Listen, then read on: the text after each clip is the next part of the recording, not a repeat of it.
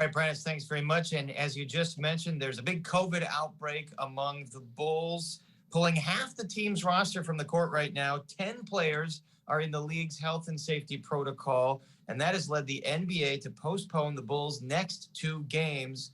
Joining us now with more is Cheryl Ray Stout, sports contributor at WBEZ Chicago Public Media. Cheryl, always great to have you. The Bulls have been plugging away here with barely half a roster.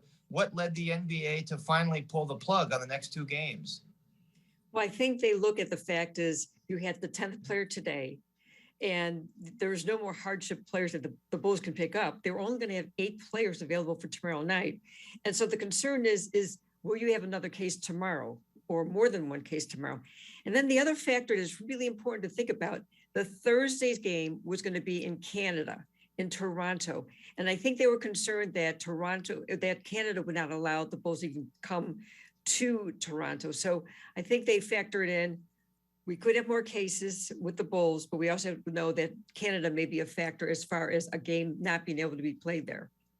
And as we mentioned, 10 Bulls players in the COVID protocols now, including superstars, Zach LaVine, DeMar DeRozan. How serious is it for these players? How many of them actually have COVID versus were just exposed and they're staying away now?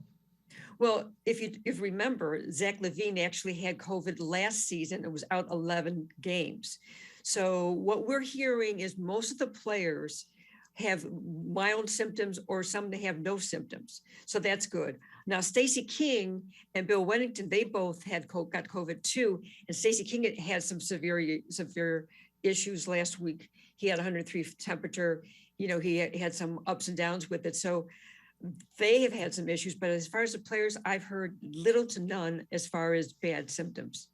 Stacey King and Bill Wennington, two of the color analysts on the broadcast teams for the Bulls. We wish a speedy farewell to Stacey King and Bill there. Get well soon.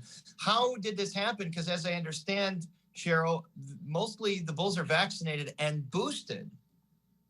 Yeah, all the players are vaccinated, but they just recently started getting their booster shot. So I don't know if the timing is a factor there.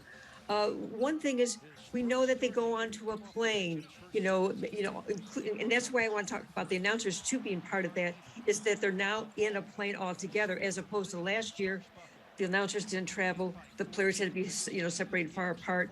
So I think they all felt that they were safe. They all felt that because they were vaccinated that, an outbreak can't occur. Well, they found out these breakthrough cases are happening. And Cheryl, as we mentioned, the Bulls had a rough patch as they were hiring players kind of off the street or in developmental leagues. When are these players going to come out of COVID protocol? They will start coming. Some will start coming out this week. When the Bulls play on Sunday against the Lakers, I think at least 3 or 4 players will be out of COVID protocol. So they'll be at least at not a full strength, but they'll be in better strength. But by early next week, they'll have a lot more players available. And how bad is the Bulls' problem compared to other NBA teams? And does the NBA have a plan to deal with this long term? This was the first time this season that the NBA had to make a decision on something like this.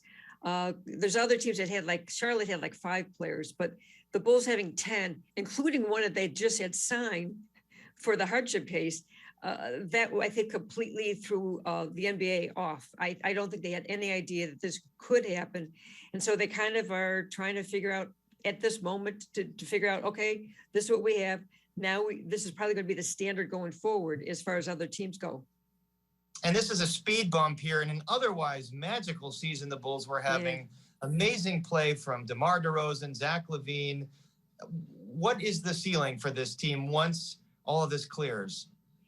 We've seen some really great play defensively. They're one of the top teams defensively, one of the top teams offensively. Billy Donovan's done a great job of making the system work with the different players. It's a really good team. And I think that's one of the reasons why the NBA wants to be careful with the Chicago Bulls. They are a must-see team right now. They really are. Everyone's talking about in the league. So the NBA wants to make sure that they protect them from having really bad games, bad losses where they don't need to. And so calling a couple games off is not a bad idea. All right, Cheryl Ray Stout, thank you so much. And again, our best wishes to all the Bulls to get well, and especially Bill Wennington, Stacey King, hang in there. Can't wait to see you back there soon. All right, Cheryl. Appreciate it.